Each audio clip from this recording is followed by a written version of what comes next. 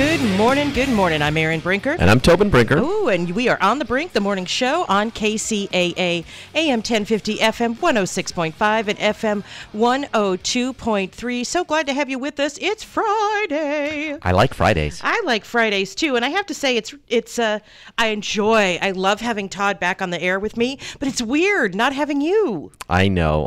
But I'm back to running. Running. With your students. Yeah, we're very excited about that. We train these kids to run the LA Marathon, Aaron, and it's amazing. They start out at the beginning of the year and they can barely do a 5K, right? And like 8 months later, they're going to run 26.2 miles. And they're going to join their high school's cross-country team and blow everybody out of the water. Yeah. Actually, one of our SRLA runners from last year is on the high school cross-country team and just had her first meet, and I think she did really well. Because, I remember being in high school thinking, wow, cross-country is so far. It's a 5K. Yeah.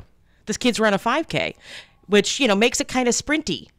Yeah, I mean, I'm not sure I would call 5K a sprint, but yes, it's definitely I said kind of sprint-y. Yeah. Which is, it's different than, if you're comparing it to a half marathon or a marathon, then it certainly is. When I first started running, to go a 5K seemed like a real long distance. That's 3.1 miles, and now I look at that, and that's my short run. That's my short run as I'm prepping for a marathon, which, of course, is 26.2 miles. And, yeah, so you're right. You have a very different mindset, and you feel like you can go a lot faster in a 5K. Yes. Especially when you've been training to do longer distances than that. Exactly, longer distances. Well, I want to talk about embracing the crazy this morning, because which is why I played what I played. There's a whole lot of crazy going on right now. Too much crazy. Cory Booker. He's got the crazy eyes going. Yes, he does. And he's just being over the top crazy right now. So yesterday, or was it yesterday? Yep. Yes, where he was, I'm going to get kicked out of the Senate. I'm Spartacus, because he was going to release some papers that were supposedly not supposed to be released. And this is about the closest I'll probably ever have in my life to an I'm a Spartacus moment, writes this Newser editors. That line is from Senator Cory Booker of New Jersey. He showed how dramatic the Brett Kavanaugh hearings became Thursday morning as he and his fellow Democrats continued to complain about withheld or off-limits documents. Booker drew big headlines with an early statement that in the name of transparency, he was going to release the Kavanaugh documents deemed committee classified, and that set off a debate on whether he could theoretically be expelled from the Senate for doing so. The debate, of course, fizzled later when it was emerged that the documents had been made public actually had been authorized for release. Yes. So we talked about Kabuki Theater Wednesday and yesterday. Yeah. This is literally or actually theater. It's crazy. Well, and here's the thing. There's a group of these senators that are all sort of trying to position themselves running for office. To run for president, which is exactly what the Republican chair of the committee said to Cory Booker, which I think, upset him, because it was so obvious that that's what this was about, right? That he was just trying to position himself, and he got the headlines. I mean, we're talking about him today. And poor Kamala Harris, she was seething over on the side because she didn't think of it first. But she's also like with opening up. Of course, he right in the beginning of the hearings, like 40 seconds in, before the chair had even had a chance to really welcome everybody, et cetera, she was interrupting him and trying to grandstand, and she continued to do that. Trying to get Kavanaugh in a perjury trap. Didn't you say this? Didn't you say this? And of course, he has written position papers, hundreds of them, and has had rulings, hundreds of them over the course of his career. And in an instant, she wants him to recall accurately, he's under oath, accurately everything he's ever said or written. Well, that's stupid. Yeah. And, I'm not so worked up about these document releases and this stuff. I know, of course, the left is going crazy about it because they're thinking this is the gotcha moment, right? They're going to derail this guy. But I don't see it like that. So I want to walk through a couple things that happen. One is they keep attacking him on abortion. And so one of the documents shows that in the past, he talked about how the Supreme Court could, in theory, change the Roe v. Wade. You know, that there's currently 3 judges that would probably support changing it, and if you got a couple more on there, that the Supreme Court could change it, which, by the way, is factually true, right? But it was true with all. I mean, no, it's true at any point between now and since 1973. It is. I mean, yeah, of course, this is a true statement, and what the left wants is they want a hard and fast statement that he won't make any efforts to change Roe v. Wade, right? And he's doing what every judge who's come before him has ever done when asked questions like that. And he's saying, well, that's a hypothetical, and I don't answer hypotheticals, right? Yes. You can't rule on a magical case that may or may not come in the future hypothetically during these hearings, because then you'd have to recuse yourself when a case similar to that did come forward, because you will have already shown to have had a bias and whatever. So you can't answer those questions, right? You just can't. And so they don't. And so they try to use that as their excuse for why see this guy, he's lying to us. Well, he's not lying. He's doing the ethical thing that all judges have to do, which is they can't really dive into these sort of crazy hypotheticals that are being thrown at them, right? And there were a couple other documents, but here's the thing about these documents. You know, he was not a judge at that time. He was the lawyer for the President of the United States, and he was asked to come up with positions and legal arguments that would support positions of the president, not his own positions, but positions of the president. And so he wrote those documents trying to think of creative yet legal ways to do that. Now, that doesn't mean that he believes those things, doesn't mean that he would support those things himself, but that was his job. So to release those documents and try to put forward like these are what he believes and this is what he would do, I think is unethical and wrong, which is why I have no problem with so many of these documents being withheld, because again, they don't represent his opinions. We don't know what his opinions are. This was a job that he was paid to do, to come up with legal theories for someone else. And I have to say, he's already answered the question about his opinion. Yeah. When he says, my opinion is irrelevant, I follow the law. Yeah. And so it is irrelevant. We don't. It's truly none of our business. If he indeed follows the law, and over the course of his career he has, then his opinion about things is none of our business. Yeah. And everyone who has met this guy will tell you that he meets all of the technical requirements. People on the left and the right who've worked with him as a judge tell you that even though they may disagreed with some of his rulings, that they found that the process by which he got there was solid, that he follows the law. He has that he comes from a particular school of legal thought. You know, he's an originalist. And that he's generally a decent guy and considers all the facts, that he's not some kook out there who's going to just be making stuff up, you know? And so the president has selected him, and it's pretty clear the votes are going to be there to support this, you know? And so, like you said, it's all just kabuki theater at this point. It is. But it's got me going crazy, right? This is the thing. My anxiety's high because of all of this. It's not just the Booker stuff. It's the stuff that's being released on the president right now. My gut is churning. Yeah. Well, as Andrew Klavan says the anonymous unelected New York Times guy who wrote that ridiculous op-ed piece. It could have been written by a staff writer at the New York Times. We don't know. And it's, you know, other newspapers have printed anonymous letters, but you know, it's because the editorial board made a decision that if it were to be printed, that somebody's life would be in danger. Like they're talking about, they're Venezuelan and they're talking about the Venezuelan government, and if their name came out, their entire families would be at risk of being killed. That's a different thing than, you know, anonymous staffer working for the president. Who is the most famous anonymous political writer? What was Deep Throat? Well, Deep Throat, I think, but he wasn't a writer. I mean, he was written about, but he wasn't a writer. He was a source. Well, okay. But in terms of an anonymous writer, Publius, that's who I would say, right? And Publius was the pseudonym given to the 3 writers of the Federalist Papers, right? Yes. And those guys were basically making arguments for the Constitution.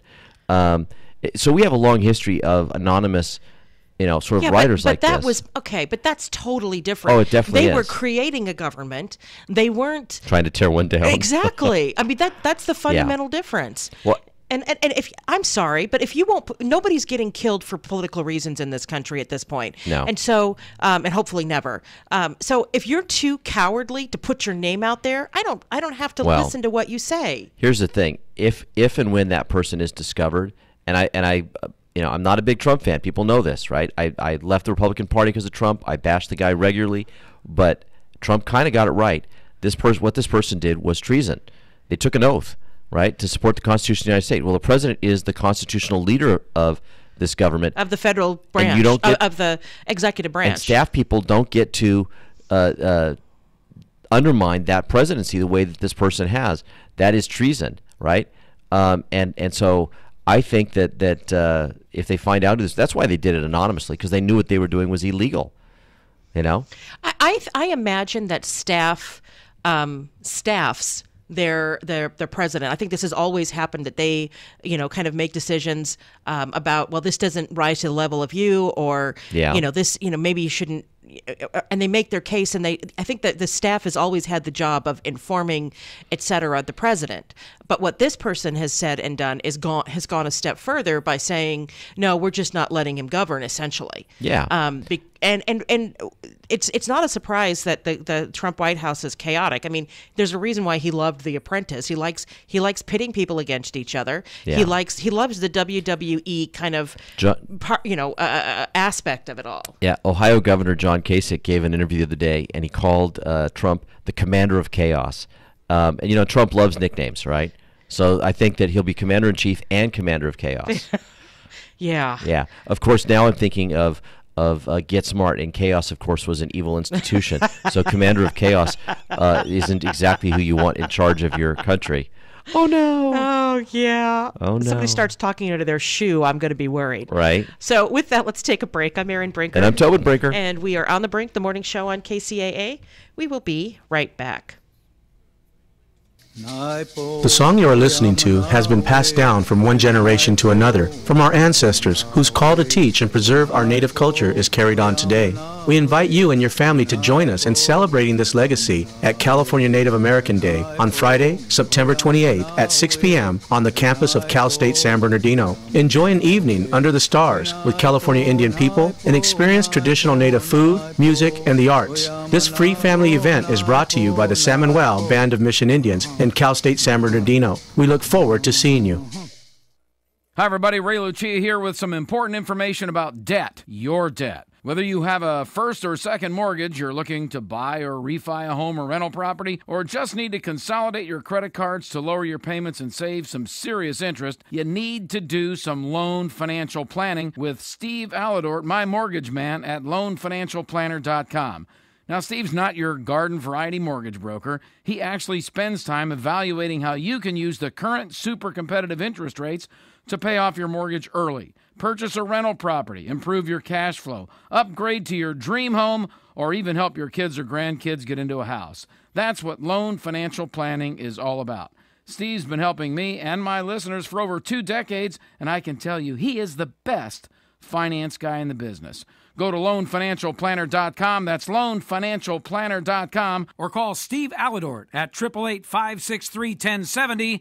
That's 888-563-1070.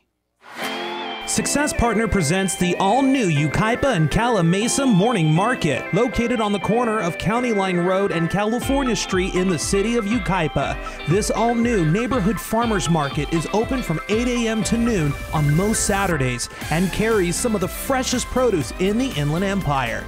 The Yucaipa and Cala Mesa Morning Market, now open on most Saturdays at 13669 California Street in Yucaipa. 13669 California Street in Yucaipa. More information at 909-222-9293. That number again is 909-222-9293, or email successpartner@live.com. The all-new Yucaipa and Cala Mesa Morning Market, now open on most Saturdays in Yucaipa. Presented by Success Partner.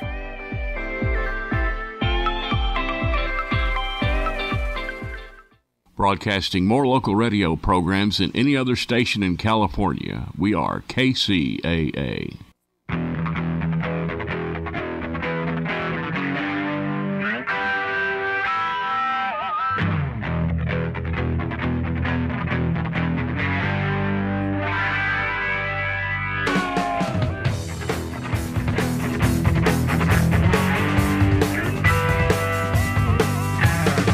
Welcome back. I'm Erin Brinker. And I'm Tobin Brinker. And we are on The Brink, the morning show on KCAA AM 1050, FM 106.5, and FM 102.3. And so Bernie Sanders has his sights set on Amazon. Jeff Bezos, who's the richest man on the planet, he's going after him. Why would he go after a rich man, Erin? Because, he wants to eat the rich. I'm just saying.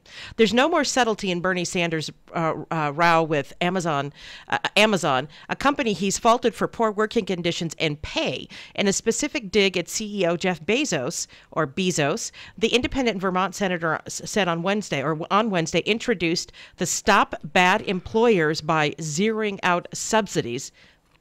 Okay, that's Stop Bezos Act, which would tax companies with at least 500 employees for the value of public assistance those workers receive. In an effort to save $150 billion in government spending per year, Bezos' wealth increases by $260 million per day, yet he continues to pay thousands of his Amazon employees wages that are so low they must rely on food stamps, Medicaid, or subsidized housing in order to survive. So what he's saying is, that he's going to charge corporate taxes if any of the employees are on public assistance. Yes, and what do companies do when they get higher taxes, Erin? Oh, they raise their prices. They raise their prices. Do you think that they would, instead of raising their prices, just raise their employee pay and benefits so they wouldn't have to pay the tax? No. No? No. I don't know. What do you think? Cut into their profit margin a little bit? There's no cutting into a profit margin. There's no cutting into the profit margin. I guarantee it. He's not going to lose money. It's interesting. I mean, I get the rationale behind it, and I think a lot of people are going to get excited about this act. I don't think it's going anywhere. Certainly not with the Republican Congress right now. I don't know. The President Trump really dislikes Jeff Bezos as well. He does, but I don't think there are enough Republicans that would support this. Yeah, maybe not. I mean, I just don't. Because it's not just Bezos. It's Walmart. It's Burger King. It's McDonald's. American Airlines, I guess they've got on the list here as well. There's a bunch of companies that would be sort of dinged for this. This is sort of another way of sort of trying to put the vice on these companies to force them to up their minimum wage and their benefits. But what we've learned is that when minimum wage and benefits go up, so do prices. Right? I don't think one way or the other, prices are going to go up. Here's the thing. I mean, when you don't have any skills, you have to work, menial jobs. And as somebody who worked every menial job that I could get my hands on before I was able to move up, the corporate ladder, so to speak, and I, graduated from college and then got a master's degree, working every job I could get my hands on. And I had to have roommates, and I didn't have any money, and I wasn't on public assistance, but, there's nobody. I had no expectation that my entry level job, or the job that I had before I had any skills, real skills, were going to support me in, provide a living wage. I had roommates. I scrimped and saved. I had multiple jobs. Yeah. I mean, that's kind of, I think that the expectations that somebody would work at an entry-level position at Amazon or at Burger King or at McDonald's for their whole lives and support a family with that is absurd. I don't think it's ever done that. No, I agree. And that's why I think that this is so bizarre. But to call it the Stop Bezos Act, too, I mean, that's just so wrong. It is wrong, and I wonder if it's constitutional. I mean, does the government, and maybe it is because Amazon is nationwide, so the Commerce Department, interstate commerce applies. But can the government target? I mean, essentially, he's targeting one company. Yeah. And I understand that others will fall in line, but this is targeting a guy. They named the act after the CEO. Right. So it just seems wrong. Yeah. So the article goes on. It says, we do not believe that taxpayers should have to expend huge sums of money subsidizing profitable corporations owned by some of the wealthiest people in the country. And, of course, he's partnering with our very own California representative, Ro Khanna. Ro Khanna. Where's Ro Khanna from? I don't know. Probably from San Francisco. Yeah, probably San Francisco. It could prompt a quicker transition to an automated workforce. Oh, there you go. Let's just get rid of employees altogether. Or discourage companies from hiring people that are likely to need public assistance. But as Vox says, there's little chance of it passing. Yeah, this is part of that march leftward that's going on in the Democratic Party, which, by the way, is being completely drowned out by all the noise from the Trump administration. There was another big-time Democrat that lost their primary up in Boston, and to some lady who's never held office before, and who just ran to this guy's left, and so they're getting rid of their establishment Democrats just like the Republicans did during the Tea Party wave, right? Yeah, but leftism scares the heck out of me. They both scare the heck out of us. They should. I mean, it's just this. You've got these rabid people in there who really don't have the best interests of the country in mind. They've got the best interest of their ideology in mind. Yeah. They're ideologues. They're not about working with people to solve problems. They're about slashing and burning and trying to win. And unfortunately, that doesn't really work very well. So what do we do as a nation? I mean, here's the thing: the president needs to shut his yap and quit tweeting. Yeah. Because then the news cycle would have to go somewhere else. He just feeds the beast every single day, and I think he loves feeding the beast. To be honest with you. Yeah. But if he would shut up, then the news, the media would have to cover these other things. Leftism is scary. You want to see leftism at work, and don't look at Scandinavia. And I say this because they are not socialist in that they have market economies. Yeah. They don't have, the government is not controlling the means of production. They don't own the means of production. Yeah. They have a hybrid market economy. With very tightly regulated market economy. Yes, but they still, I mean, you buy a Volvo makes a profit. Yes.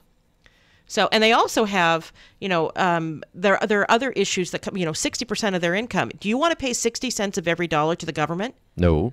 Because that's what they do in those countries. And that's what they've always done in those countries. If you're richer, you pay more.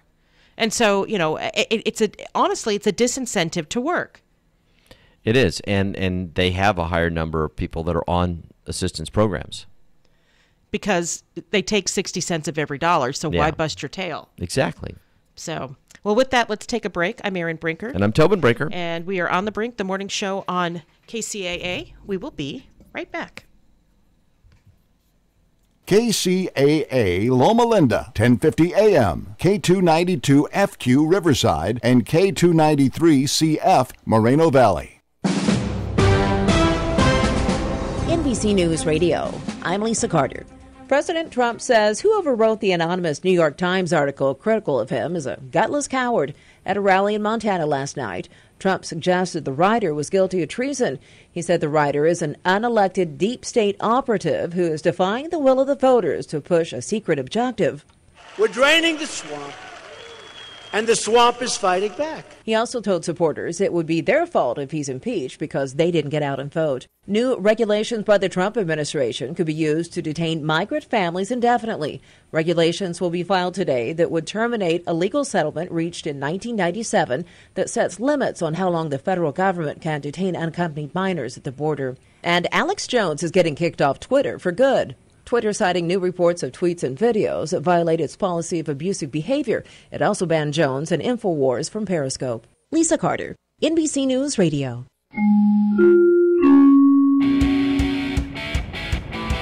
It's time for traffic on KCAA. I'm Erin Brinker.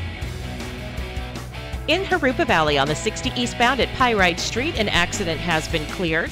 In Corona on the 91 eastbound at McKinley Street, an accident has been cleared there. In both cases, there's some slowing. And on the 91 west, it's slow from Main Street all the way to Green River.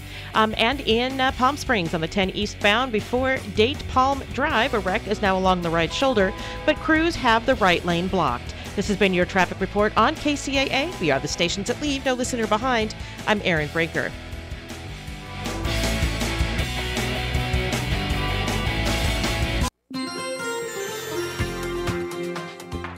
From the KCAA Weather Center, I'm Alvin Washington. Sunny today, high of 99 with strong winds. Later this evening, low 69. Sunny, hot, and windy on Saturday, a high of 101. I'm Alvin Washington, broadcasting live from the Tri-City Center at the 10 and 210 freeways. We are the trifecta of talk in Southern California, KCAA. 102.3 FM, Riverside, 106.5 FM, Redlands, and the Legacy, 1050 AM, Loma Linda, San Bernardino. Occasionally stressed and fatigued? Support energy and stress response with Quantum Nutrition Lab's stress support, B12, and adrenal support. Buy 2, get the third one free. Call 888-588-7578 or visit us online at qnlabs.com. Hi, I'm Dr. Bob Marshall, PhD, host of Healthline. Tune in and hear the latest breakthrough information for you and your family.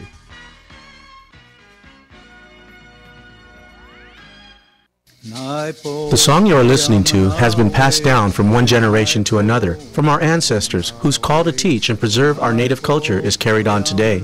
We invite you and your family to join us in celebrating this legacy at California Native American Day on Friday, September 28th at 6 p.m. on the campus of Cal State San Bernardino. Enjoy an evening under the stars with California Indian people and experience traditional native food, music, and the arts. This free family event is brought to you by the San Manuel Band of Mission Indians in Cal State San Bernardino. We look forward to seeing you. Drivers, when it's time to visit the DMV, avoid the long lines and save time by calling toll-free 833-DMV-LINE. That's 833-DMV-5463. The Tri-City Shopping Center in Redlands is serving up some really cool ice cream at La Micho Acana. Then get your chocolates and other delights from C's Candies. Moms and future moms who visit the mall can cool off and relax while they get treated like royalty at Shiny Nails or Francis Nails and then pampered at Texture Hair. The Tri-City Center is filled with retailers who care about you. Shop at the Tri-City Center in Redlands and see why they call it the Mall with a Heart. You're listening to KCAA, your good neighbor along the way.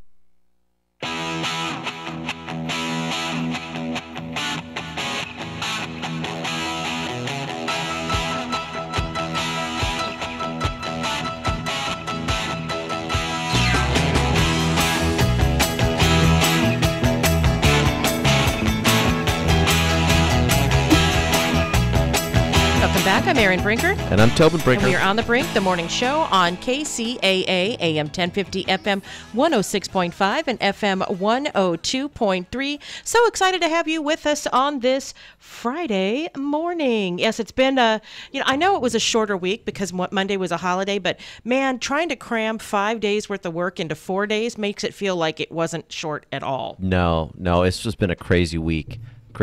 And I got to just take a quick moment here and give a shout out to my guy, Burt Reynolds. He passed away yesterday. I know. And I feel like we got to binge watch some movies this weekend. Smokey and the Bandit, Smokey and the Bandit 2, Cannonball Run, all the fun and silly ones. Well, and he always played himself, but he was so delightful that you didn't care. You just want to watch him on the watch him on the big screen and on the little screen. Smokey and the Bandit, just awesome.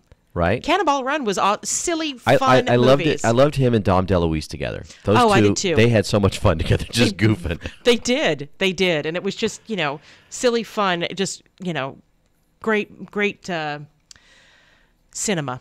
Right. So he passed away yesterday. I understand he had cardiac arrest. Yeah. And so our thoughts and prayers go out to him. I think he was 82 years old. Yeah. And our thoughts and prayers go out to his family. And he can have Sheriff Roscoe B. Coltrane chase him in heaven. Right. What a great movie. What a great movie. So the Wall Street Journal had a piece on Generation Z. They are now hitting the workforce. And there's some dispute exactly about when this generation, which really hasn't been named yet because Z is kind of not really a name, when this generation starts, but it seems to be that the consensus is building around 1997. If you're born in 1997 or later, then you're no longer a millennial. And so that makes our kids right at the end. Yeah. Because we have one born in 95 and one born in 96. And at the top here, it's more than any generation on record, Gen Z wants financial security. And we see that with both of our children. I know that they're still, they're at the tail end of millennials, but they've done a study, and there's an increase in the number of college freshmen who think being well off financially is important. They're socially cautious. They've spent less time partying than the millennials who came right before them. They're more pragmatic than entrepreneurial. So they want, instead of entrepreneurship, they want the steady job. They want the security. High school seniors who think self-employment is desirable, that rate has gone down. And, they're coming to an office near you. Get ready to adapt. So I've had them in the classroom now for a couple of years, and I'm still kind of adjusting to this group. We jokingly have called them the bubble wrap generation, that they've been kind of coddled their whole lives. They were all born after September 11th, right? 2001. No, they weren't.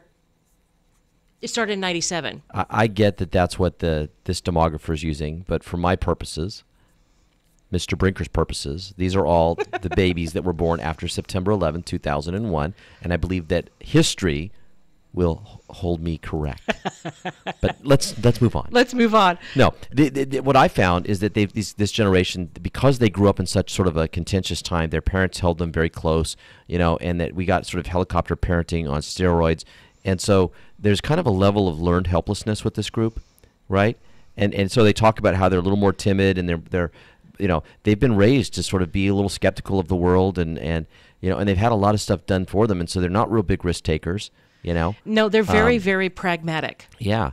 And, I experienced something yesterday that was kind of interesting working in a group project setting, that in the past with millennials, they were really good at group projects with millennials, right? You put them in a group and everybody knew their role and they jumped right in, everyone was participating.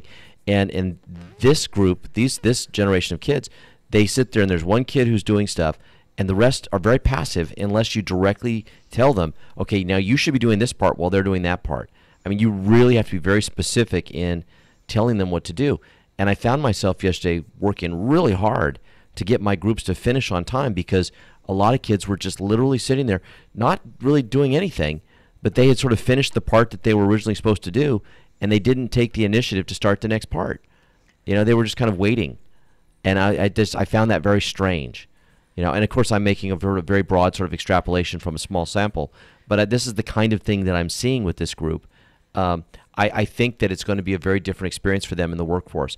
I think some of those habits will be unlearned fairly quickly, because you won't be able to keep a job if you just stand around and don't do anything. But then they will have done it before, right? Yeah. And so they're what it shows is that they're risk averse. Yeah. And in a middle school classroom, jumping into the next section without being given permission to do so is taking a risk. Yeah. And so they're just going to wait until they're told to do it, and then they'll do it. Yeah. Yeah, it's fascinating. Our daughter is assistant manager at a movie theater, and she's hired some kids from this generation, and she's talked about sort of similar thing, that they are waiting for that sort of direction, right? That they don't sort of jump in and just take the initiative. So Gen Z totals about 67 million, including those born roughly beginning in 1997 up until a few years ago. And I don't know where I think those numbers may, when it actually started may shift. Its members are more eager to get rich than the past three generations, are less interested in owning their own businesses, according to surveys. Now, it's interesting, the three generations would have been millennial, Gen X, and the baby boomers. And I think the baby boomers have been overly preoccupied with getting rich. Yeah. That has been their thing. I mean, maybe they weren't when they were teenagers, but man, as soon as they realized that how much money they could make, I don't think that they've been averse to earning wealth. Yeah. No, I right. Yeah. And the Gen X has been, I don't think we've been averse to wealth either. As teenagers, many postpone risk-taking rites of passage, this is in Gen Z, such as sex, drinking, and getting a driver's license. Now they're eschewing student debt, having seen prior generations drive it to records and trying to forge careers that can withstand economic crisis. Early signs suggest that Gen Z workers are more competitive and pragmatic, but also more anxious and reserved than millennials. The generation of 72 million born from 81 to 96, and according to executives, managers, and generational consultants, and multi-decade studies of young people, that's where they got this. Gen Z are also the most racially diverse in American history. Almost half are a race other than non-white Hispanics. And they actually, this particular article says that they're a lot like the silent generation. Yeah. Which is it's so interesting because, we've talked about this generational theory, and that aligns completely with that generational theory. Well, and the silent generation gave us some great people. Martin Luther King was a silent generation. Bob Dylan was a silent generation. Yeah. John McCain was silent. Yes, he was. And, the silent generation is the generation that brought us the civil rights movement. Yeah. I know the baby boomers try to say that it was them, but they were too young. Yeah. They certainly took part, but they didn't drive the revolution. They weren't the leaders. They were not the leaders. The leaders were silent generation members. Yeah. So, very, very very interesting. Gen Z's attitude about work reflect a craving for financial security. The share of college freshmen nationwide who prioritized becoming well off rose to about 82% when Gen Z began entering college a few years ago, according to the University of California, Los Angeles. That is the highest level since the school began surveying the subject in 1966. The lowest point was 36% in 1970. Wow. So, yeah. If you come of age, if you're 10 years old or 11 or 12 years old when the economy really crashed, 11 years old when the economy really crashed, you saw in a very real way that your family was impacted. Yeah. You may have lost your house. You may have, had to change schools. You may have dramatically reduced your style of living. Your college savings may have gone out the window because it was wrapped up in a house that no longer has any value. So if you were an immigrant or a child of immigrants, and you've watched sort of the language on that shift and the policy on that shift, and you've seen your family and friends being deported, all of these things. You see Kaepernick and his movement. You see all these things. These kids have been hit with a lot at a very young age, and you've got to wonder how it's going to form them down the road. Yeah. So This is a long-form piece in the Wall Street Journal about Generation Z. I highly recommend reading it, especially if you're in a position to be hiring people, because these are the kids that are entering the workforce now. Right. So with that, let's go ahead and take a break. I'm Erin Brinker. And I'm Tobin Brinker. And we will be right back. The song you are listening to has been passed down from one generation to another from our ancestors, whose call to teach and preserve our native culture is carried on today. We invite you and your family to join us in celebrating this legacy at California Native American Day on Friday, September 28th at 6 p.m. on the campus of Cal State San Bernardino. Enjoy an evening under the stars with California Indian people and experience traditional Native food, music, and the arts. This free family event is brought to you by the San Manuel Band of Mission Indians and Cal State San Bernardino. We look forward to seeing you. It's time to shop in the cool, relaxed comfort of the Tri-City Shopping Center in Redlands, conveniently located on the I-10 freeway between the Alabama and Tennessee exits. Bring the kids too and watch them play in the only indoor fun center, High Five Indoor Playground, where parents are welcomed on the playground. Birthday celebrations are encouraged, so make plans for some great fun at the mall. More reasons why the Tri-City Center is called the Mall with a Heart. This segment of broadcasting brought to you by Tender Hearts TLC Incorporated. Tender Hearts, the helping hands for your loved ones, where they understand it can be difficult to find time in your already busy schedule to attend to all the needs of your aging loved one. Tender Hearts will be there for your loved one when you can't be. Tender Hearts TLC helps your aging loved ones stay in their home as they specialize in tender, loving, 24-hour service, including transportation to doctor's appointments, medication reminders, meal preparation, light housekeeping, and assistance with activities of daily living such as hygiene and grooming, orientation, and companionship. We thank Tender Hearts for their support of this station. Tender Hearts TLC, where they don't just care for your loved one, they give them tender, loving care. For more info, you can reach them at 909-528-9759. That's 909-528-9759 for Tender Hearts TLC. Hooters smoked wings are marinated overnight, then hickory smoked low and slow, with only half the calories, so you can eat twice as many. In fact, our smoked wings are so good, you might just come to Hooters for the food. Hooters!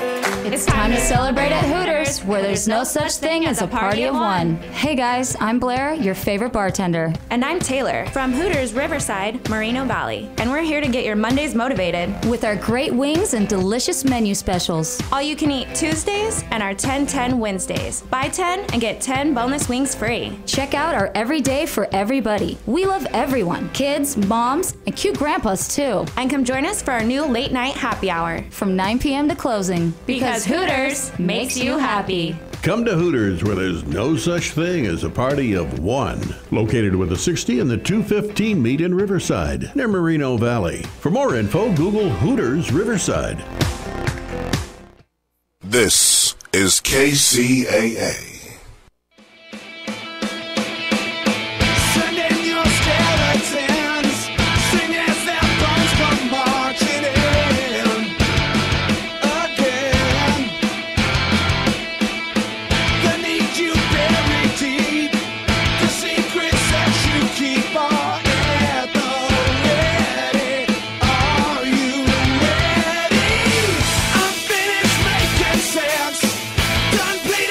Welcome back. I'm Erin Brinker. And I'm Tobin Brinker. We are on the Brink, the morning show on KCAA, AM 1050, FM 106.5, and FM 102.3. So Twitter has permanently banned Alex Jones. You know what? Twitter is where people go to die, Erin. I mean, this place is... Twitter is like where all the bad stuff happens.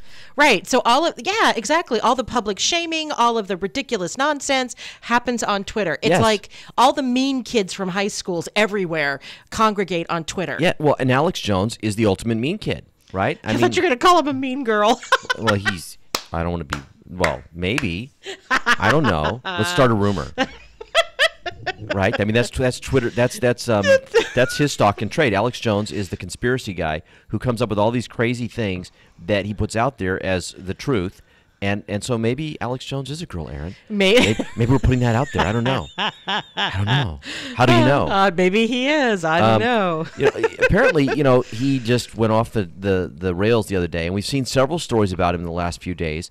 But he was banned by Twitter, and the ban appears to be related to a heated exchange between Jones and a CNN reporter on Wednesday, which Jones live-streamed on the Twitter-owned video service called Periscope.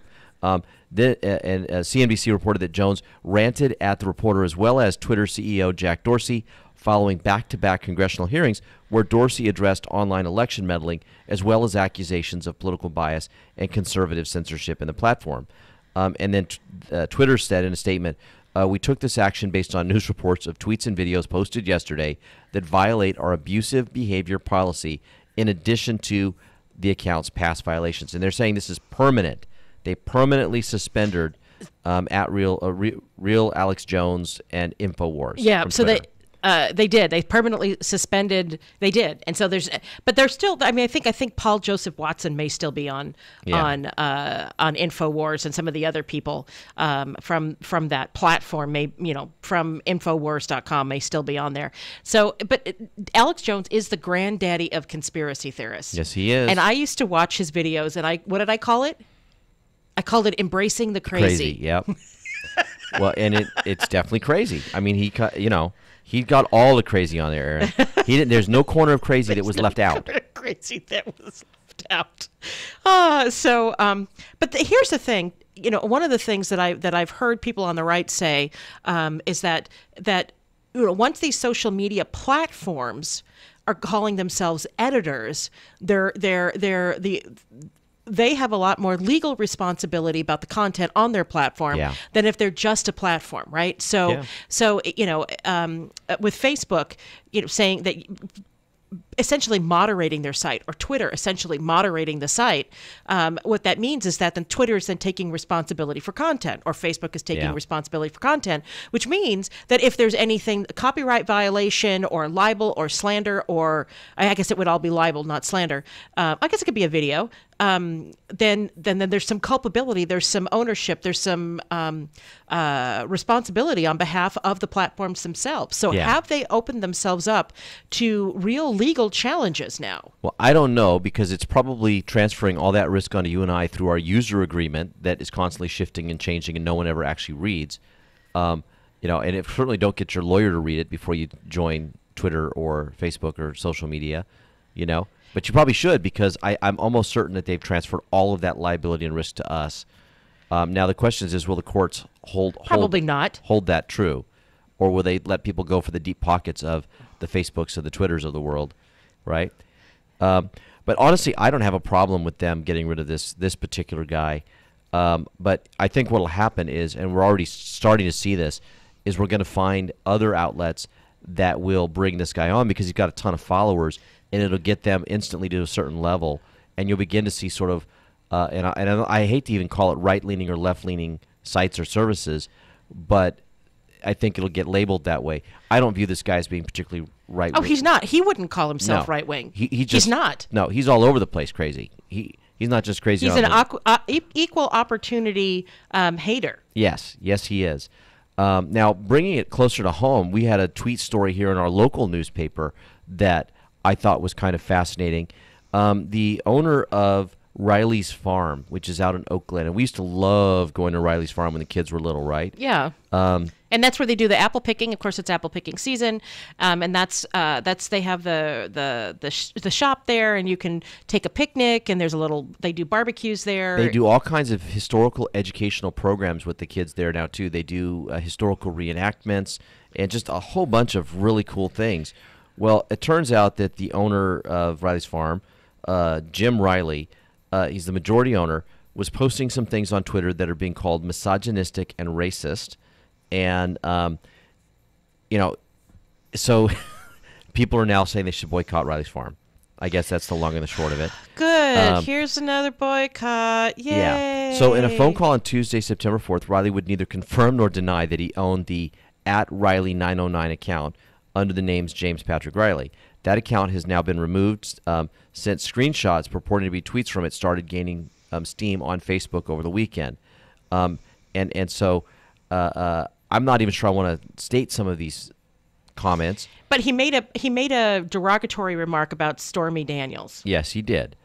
And it's not even a remark about her. He's sort of making light of the fact that the president is sort of being accused of unwanted sexual advances against a woman who sells herself. Right. Well, and let's be honest. Yeah. Stormy Daniels didn't say that the sexual advances were unwanted. Yeah. She didn't claim sexual assault. No. She just, said that, look, he gave me a lot of money. I extorted him, and he gave me the money, and I'm extorting you all now. Yeah. Yeah. And so, this is one of the posts that's getting him in trouble. One of the tweets. Riley refused to answer questions of if the account was his. He repeatedly referred to a statement that was posted Tuesday on the farm's website before he hung up, and it says, "In our case, the detractors have taken upon themselves to post shameful and downright false comments about my character based on their reading of tweets taken out of context." The statement reads in parts. Critics who shared the screenshots on social media beginning last week encouraged others to stay away from the farm, known for its You Pick Apples and Living History programs. The Riley's Farm flap started shortly after calls for the boycott of In-N-Out, which we now know has fizzled. Yeah. In a public Facebook post on Thursday, August 30th, Elizabeth Adams posted screenshots of Riley909 tweets calling them racist, homophobic, misogynistic, obnoxious, adding that maybe there are better places to spend your money this fall. And it's fascinating to me, about how this works because, if you were asking people just about the business itself of Riley's Farm, if they'd had any experiences there where they had been treated, people of different races have been treated badly, or if women have been treated badly, no one's coming up and saying that. They're saying no one. The business itself is doing good business and treating people well, and this guy maybe has opinions that are counter to what your opinions are. Maybe they are rude and crude and obnoxious and whatnot, but the business itself isn't doing anything bad. And it's interesting how people want to connect the two, right? Because you don't want this guy to be successful because you disagree with his opinions, or that he says things that are crude or obnoxious or wrong. I don't know. Here's a tweet that people say that was racist.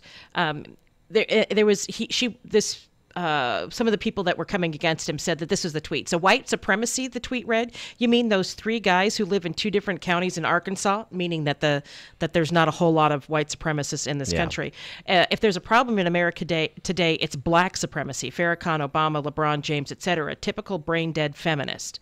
And so I see this kind of tweet on social media all the time. And is it obnoxious? Absolutely. Yeah. Absolutely obnoxious. Does it mean that the man should lose his livelihood? No. I mean, it's a personal choice where you want to go, but nah, I don't think so. Yeah. And then, yeah. Again, it's his personal opinions. I don't care what people believe personally.